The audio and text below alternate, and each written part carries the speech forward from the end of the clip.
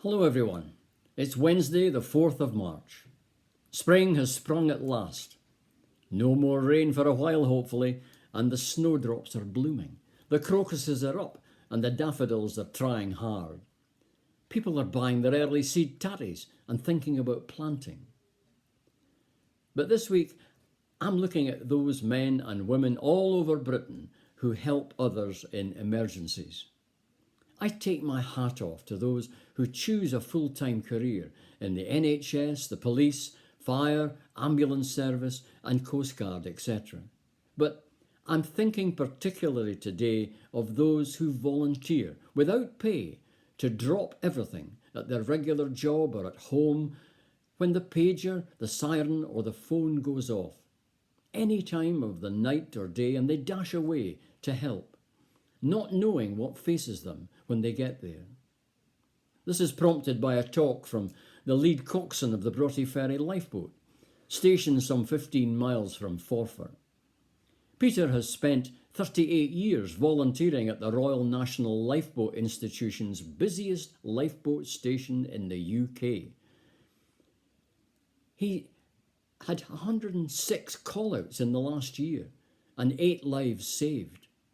His crew, like the other 238 lifeboat teams around the coast of the UK and Republic of Ireland, have to be ready to answer the call to rescue 24 hours a day, 365 days of the year.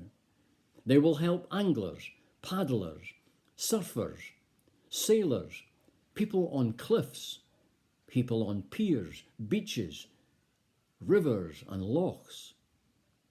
There are other charities like this that you may know: Mountain Rescue, St Andrew's First Aid, St John Ambulance, the British Red Cross, Surf Life Saving GB, the National Coast Watch Institution, British Cave Rescue Council, Lifesavers Scotland and 4x4 Response UK, and on and on.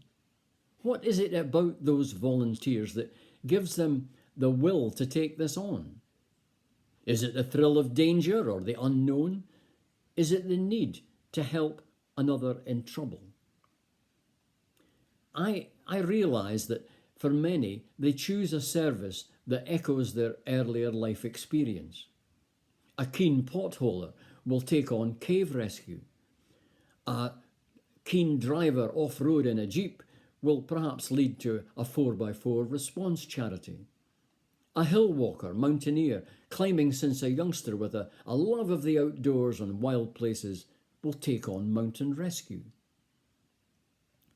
In Peter's case, boyhood training in a sailing dinghy on the Tay and messing about in boats, it steered him towards the lifeboat service.